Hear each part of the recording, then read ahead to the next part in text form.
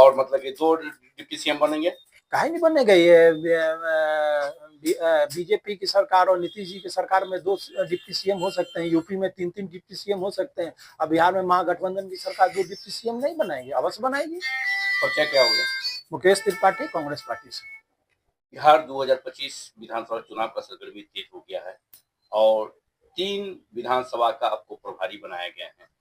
तीनों विधानसभा में क्या रिस्पॉन्स मिल रहा है महागठबंधन का? मैं कांग्रेस पार्टी से हूँ, मुकेश त्रिपाठी, और मुजफ्फरपुर में पिछले बार भी यहाँ से कांग्रेस के उम्मीदवार हमारे जीते थे, और सकरा से हमारे मित्र भाई उमेश राम जी जो कांग्रेस के उम्मीदवार थे, प्रशासन द्वारा मात्र कुछ मतों से 500 कुछ मतों से उनको हराया गया था। और कांटी में हमारे राजद के महागठबंधन के उम्मीदवार थे भाई इजराइल मंसूरी जी जीते थे 10,000 से ऊपर के मतों से। इस बार हमें सकरा में सहानुभूति मत मिल रहा है हमारे उम्मीदवार को, जो पिछले बार एक गरीब साथी हैं कांग्रेस के, उनको हराया गया था। विगत वो कई चुनाव से लड़ रहे हैं और इस बार उनको स्थानीय और वहाँ की सहानुभूति मत मिल रहा है। हम वहाँ से सकरा सीट जीत रहे हैं। मुजफ्फरपुर सीट तो हम पिछले बार भी जीते थे 6,500 से। इस बार मार्जिन कितना बढ़ेगा ये इस पर ये निर्भर है। कांटी में हम लड़ाई दे रहे हैं, जदयू के उम्मीदवार आए हैं कितने दल बदल के, उनको हम लोग लड़ाई दे रहे हैं और हम वो सीट जीतेंगे। कांटी में हम पिछले बार 10,000 कुछ मतों से जीते थे, इस बार भी हमें उम्मीद है कि हम उससे ज्यादा मत से जीतेंगे। कल मड़वन में आदरणीय तेजस्वी यादव जी की बड़ी शानदार सभा हुई और उन्होंने लोगों से आह्वान भी किया है, उसका रिस्पॉन्स है। सकरा में हमारे माननीय राहुल गांधी जी, तेजस्वी यादव जी, मुकेश सहनी जी, सभी नेता आए हैं। 2 तारीख को इमरान प्रताप गढ़ी भी आ रहे हैं।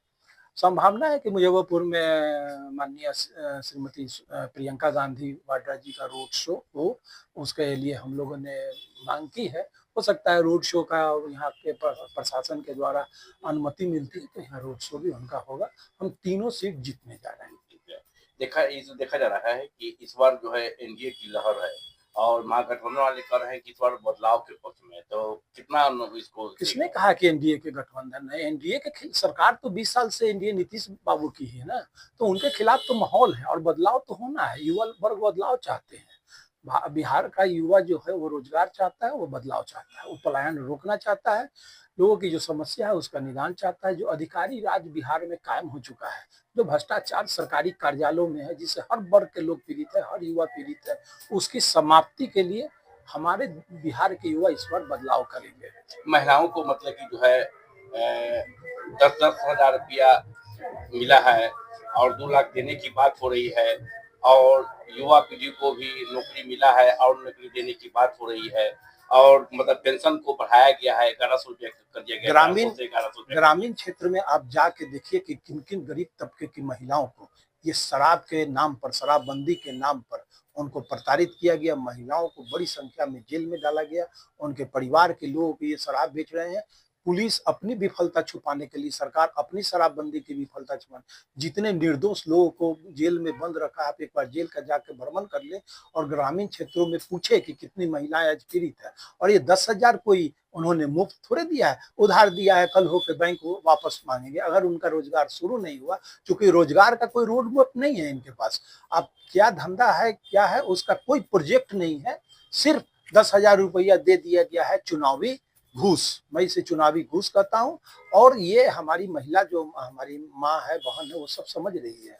और एक बहुत ही सीमित वर्ग में दिया गया है, सब लोग को मिला भी नहीं है। और वो महिलाएं समझ रही है कि हमें वापस करना है, क्योंकि कोई प्रोजेक्ट नहीं है उद्योग धंधे का। इसलिए सब लोग जान रहे हैं कि कल होके हम लोग को परेशानी का सामना करना पड़ेगा, इसलिए इसका कोई असर नहीं पड़ेगा। हम तो उससे ज्यादा की अति घोषणा कर रहे हैं। महागठबंधन ने तो उससे ज्यादा की वादा किया है। 225 मतलब की जो है पार मतलब की कहा जा रहा है एनडीए की तरफ से। आप कितना मतलब की जो है महागठबंधन के लोग सर ये कोई अति नहीं है। पिछले बार 400 पार, 400 पार, 400 पार।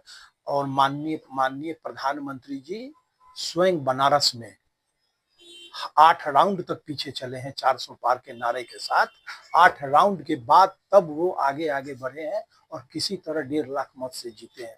तो 400 पार और 225 या 160 पार वो करते रहे और सरकार तेजस्वी यादव जी बना रहे हैं। हाँ, अपनी बहुपूर्ण बहुमत के साथ तेजस्वी यादव जी सरकार बनाएंगे और डिप्टी सीएम मुकेश सहनी जी और फिर कांग्रेस के हमारे कोई नेता होंगे। और महागठबंधन की तरफ से मुख्यमंत्री मतलब कि जो है तेजस्वी यादव बनेंगे, डिप्टी सीएम मुकेश सहनी बनेंगे, इसके लेके चर्चा मतलब कि चल रही है। अच्छा है ना, हम अति पिछड़ा को सम्मान दे रहे हैं। तेजस्वी यादव तो महागठबंधन के सर्वमान्य नेता है और मुकेश सहनी जी अति पिछड़ा है, मला समाज से, हम उनको सम्मान दे रहे हैं। तो मुस्लिम समुदाय मतलब नाराजगी चल उनको भी डिप्टी सीएम बनाया जाएगा कांग्रेस की तरफ से। जब हल्ला हुई है तब नहीं नहीं, ऐसा कुछ नहीं है, उनको भी बनाया जाएगा। चुनाव होगा, डिप्टी सीएम का चुनाव होगा, जो जीत के आएंगे उसमें से हमारे कोई मुस्लिम, हम तो कांग्रेस तो सम्मान देती है ना।